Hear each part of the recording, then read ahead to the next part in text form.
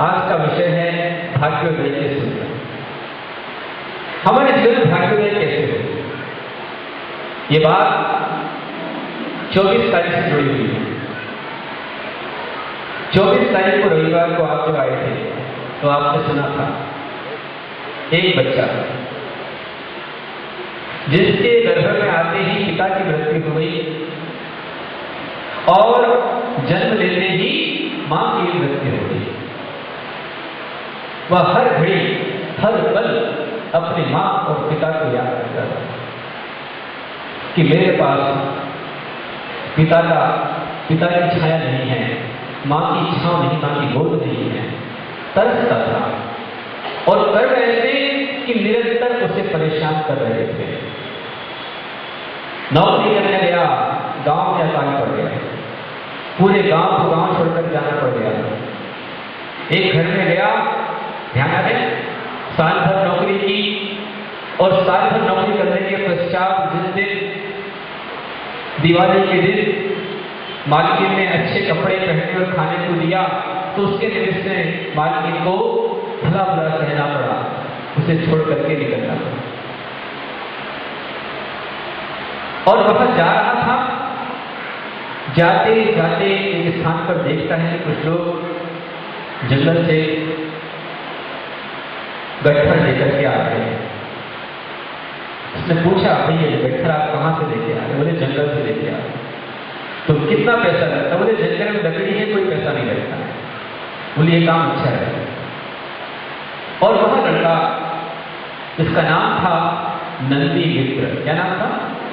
नंदी। एक अच्छे जमींदार व्यापारी का पुत्र था, लेकिन आज कर्म ने उसे लकड़हारा बना दिया। नंदी मित्र लकड़हारा। जंगल में गया, एक जगह पर उसने काम किया और जहां जंगल में अच्छी अच्छी लकड़ी थी, उन लकड़ियों का अच्छा सा गट्ठर उसने बनाया। संस्कार बच्चों में जन्मजात होते हैं। वो बच्चा किसका बच्चा था? जमींदार का बेटा था, एक बनिए का बेटा, व्यापारी का बेटा था। वो बच्चा गट्ठर लेकर के आया। बाजार में बेचने के पहले उसने अड़ोस पड़ोस से पूछा, मार्केट के रेट मालूम किए। मार्केट के जो रेट थे वह लगभग 4 आने गट्ठर मिल रहा था। 4 आने गट्ठर के अंदर में आराम से लकड़ी मिल रही थी। इसकी लकड़ी अच्छी थी, बढ़िया थी। उसने सोचा कि मुझे मार्केट दिवाना है, इसलिए उसने आधे दाम कर दिए। 4 आने का भी आधा, 10 पैसे गट्ठर दे रहा है। लेकर बैठा है 10 पैसे गट्ठर, ले जाओ 10 पैसे गट्ठर ले जाओ। लोग आते, लकड़ियां देखते, मूल्य को समझते और लौट जाते। दूसरे और भी थे जिनकी लकड़ियां छोटी थी, ज्यादा अच्छी नहीं थी, कोई विशेष नहीं थी, लेकिन फिर भी 4 आने गट्ठर में थी और लोग लेकर जा रहे थे। इसके पास लकड़ियां अच्छी थी, बहुत अच्छी लकड़ी थी, क्वालिटी में, रेट बिल्कुल कम, दाम कम। वो गलत करा था क्या? फिर भी लकड़ी नहीं मिली। आते, पूछते और चले जाते। क्यों? लोग सोचते कि लड़का कौन है, कहां से आया है, इसमें इतनी लकड़ी कहां से आई, क्यों सस्ता दे रहा है? फिर कहीं ना कहीं उस दाल में कोई लाख करे चतुराई, कर्म का लेख मिटे नारे भाई, कर्म का लेख मिटे नारे भाई। कोई लाख करे चतुराई, कितनी चतुराई करे, लेकिन भाग्य से ज्यादा और समय से पहले किसी को कुछ नहीं मिलता या काट सकता। जिन्हें जो मिला है उसमें संतोष रखें। जो मिला है, जिस माध्यम से मिला है, उनको धन्यवाद देना नहीं भूलें। जो मिला है और जो उसको धन्यवाद देता है, याद रखता है, उसे और अच्छा मिलता है, और जो पाकर के भूल जाता है उसे दोबारा नहीं मिलता। उस बच्चे ने कुछ न कुछ ऐसे कर्म किए कि भाग्य साथ नहीं दे रहा। लकड़ी गट्ठर लेकर के बैठा हुआ है, सस्ते दाम में दे रहा है, लेकिन कोई खरीदने को तैयार नहीं। एक दिन बीत गया, 2 दिन बीत गए, 3 दिन गुजर गए, लेकिन भाग्योदय नहीं हुआ। प्रोजेक्ट का शीर्षक क्या है? भाग्योदय के सूर्य। अब देखें कि कैसे उसका भाग्योदय होता है। महाप्रभु गट्ठर लेके बैठा था, प्रातःकाल की बेला थी, लगभग यही तकरीबन 8:30-9 बजे का समय था। जंगल के पास ही था, बहुत सारे लकड़हारे बैठे थे, उनके बीच वही बैठा हुआ था। 3 दिन हो चुके थे, न खाना था न पानी था, भूखा प्यासा था। गट्ठर के पास बैठा था कि आज नहीं तो अब बिक जाएगा, कल नहीं तो आज बिक जाएगा, इस उम्मीद से बैठा था। लेकिन गट्ठर तो नहीं बिका, लेके बैठा है, चलो आज नहीं कल तो भाग्य जाएगा। कितने में देखता कि जंगल से एक नग्न व्यक्ति आया। दिगंबर साधु मुनिराज आ रहे थे, उनको देख करके, दिगंबर मुद्रा को देख करके बच्चा हंस पड़ा। क्या मैं समझता था कि मैं ही सबसे बड़ा कंगाल हूं, पर मुझसे बड़े कंगाल तो ये, क्योंकि मेरे पास कम से कम फटी लंगोट तो है, इनके पास तो लंगोट भी नहीं। मुझसे बड़ा कंगाल तो ये है। लेकिन तत्क्षण थोड़ी देर में उसकी धारणा चेंज हो गई। देखता है कि जैसे जैसे कदम जंगल से नगर की ओर बढ़ रहे हैं, वैसे वैसे जितने लोग हैं वहां दौड़ दौड़ करके उनके चरणों में जा रहे हैं, जाकर के प्रणाम कर रहे हैं, नमस्कार कर रहे हैं और उनके साथ पीछे हो जा रहे हैं।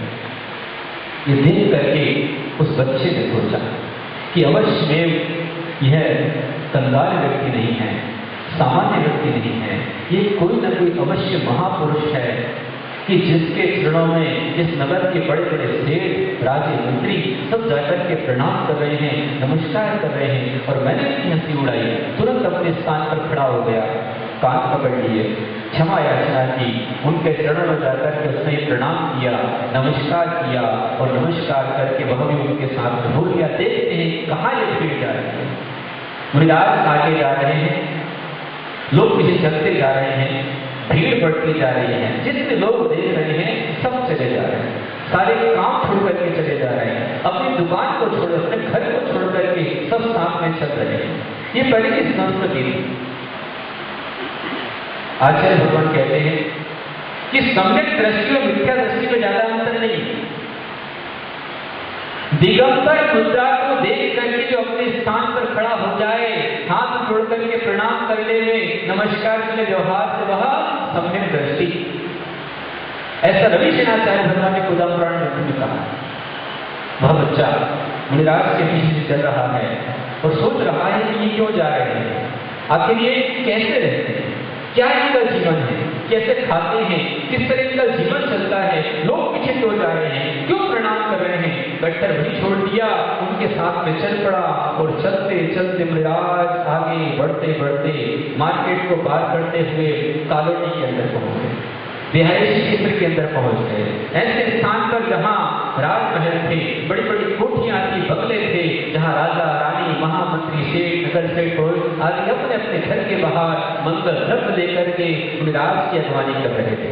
खरे के घर के बाहर रंगोली बनी है, हर एक के पास मंगल द्रव्य है, श्रीफल है, नारियल आदि है, और सब एक स्वर के अंदर कह रहे हैं, हे स्वामी नमोस्तु नमोस्तु नमोस्तु। आता है नहीं आता है? जरा जोर से बोलो, हे स्वामी नमोस्तु नमोस्तु नमोस्तु, अत्र अत्र तिष्ठ तिष्ठ आहार जल। मुनिराज आए तो इस तरह का प्रोग्राम है ना। और कारिका माता जी आए तो हे माता जी वंदामी वंदामी वंदामी, है ना। और सुदर्शिका के लिए हे माता जी इच्छामी, है ना। आप लोग को अच्छे से आता है, खैर उनका वाक्य तो एक्सपर्ट हो गए, बराबर है ना। कई बार ऐसा होता है कि अच्छे अच्छे व्याख्यान करने वाले, अच्छे अच्छे प्रवचन करने वाले, रोज चौके लगाने वाले, जब परदाहन की वेला आती है, आहार का समय होता है, तो मुनि मुद्रा को देखकर अच्छों अच्छों के होश उड़ जाते हैं।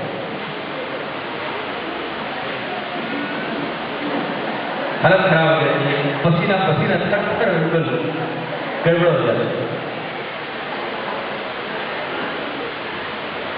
उसने देखा बच्चे ने कि आखिर ये कौन सी शक्ति है, क्या ताकत है। तन पर एक लिबास नहीं, एक कपड़ा नहीं, देखने में विराट दिखता है, लेकिन आज उसका रूप दिखलाई दे रहा है, इतना विराट रूप है कि सम्राट से बढ़कर आज ये रूप दिखलाई दे रहा है। दिखने में भिखारी, लेकिन नगर का सम्राट भी नतमस्तक है, प्रणाम कर रहा है, चाह रहा है कि मेरे घर में पधार जाए। सम्राट से विराट दिगंबर मुद्रा का रूप, और ऐसे विराट रूप को जो प्रणाम करता है, नमस्कार करता है, वहीं से उसका भाग्योदय प्राप्त हो जाता है। भाग्योदय का पहला सूत्र है। दिगंबर मुद्रा को प्रणाम करने से क्या मिलता है? आचार्य भगवान समन्वत स्वामी ने रत्नकर्ण श्रवणाचार्य के अंदर कहा है, उच्चे गोत्रो प्रणते।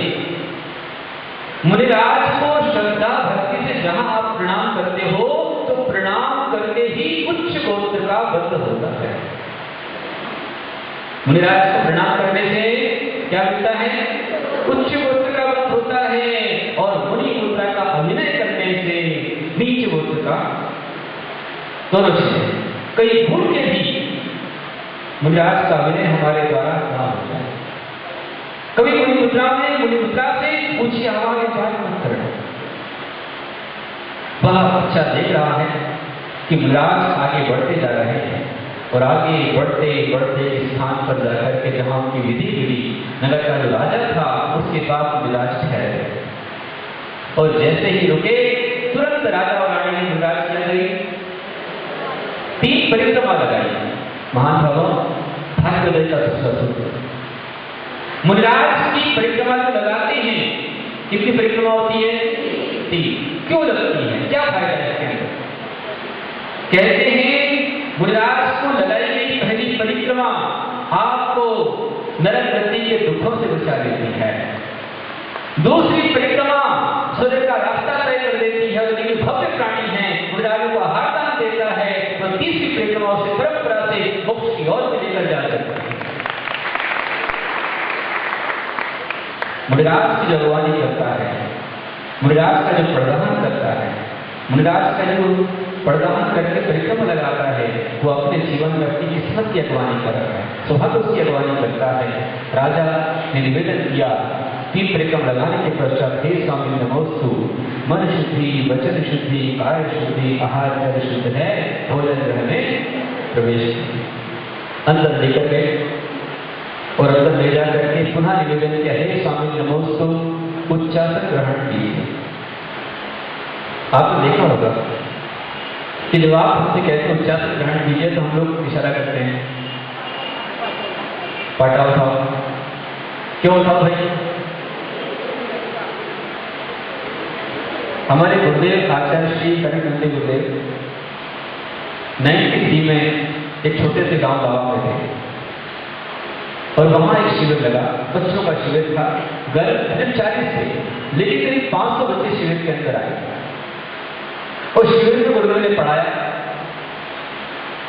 जनरल प्रश्न किया कि बच्चों बताओ कि जब रात चौकी में आते हैं तो पहले फाटक में उठवाते हैं। अब वहां सब तरह के बच्चे थे, कुछ बच्चे सीधे साधे रहते हैं, कुछ बच्चों का एक्स्ट्रा माइंड चलता है, थोड़ा ज्यादा चलता है। तो एक बच्चे का थोड़ा ज्यादा माइंड चलता था, उसने भी हाथ खड़ा किया, बोले गुरुदेव सुना करना, बोले आज का जमाना आतंकवाद का जमाना है। बोले जहां देखो वहां बम फूट रहे हैं। अभी अशोक कुमार जी बोले कोई बैग किसी का मंदिर के बाहर पड़ा हुआ है, उसमें लॉक लगा हुआ है, जिसका बैग वो उठा लो, वरना पुलिस वाले को पता नहीं क्यों कहीं बम रखा हुआ। तो बच्चा बोला गुरुदेव आज का जमाना आतंकवाद का जमाना है, जहां देखो वहां बम फूट रहे हैं, कहीं गाड़ी के अंदर बम फूटता है, तो कचरे के ढेर बम फूट जाता है, तो मनराज पाटा नीचे उठा के देखे नीचे कहीं बम को भी रखा हुआ है। इसलिए उठाते नहीं। जीव दया के लिए, जीवों की रक्षा के लिए परिमार्जन करते हैं।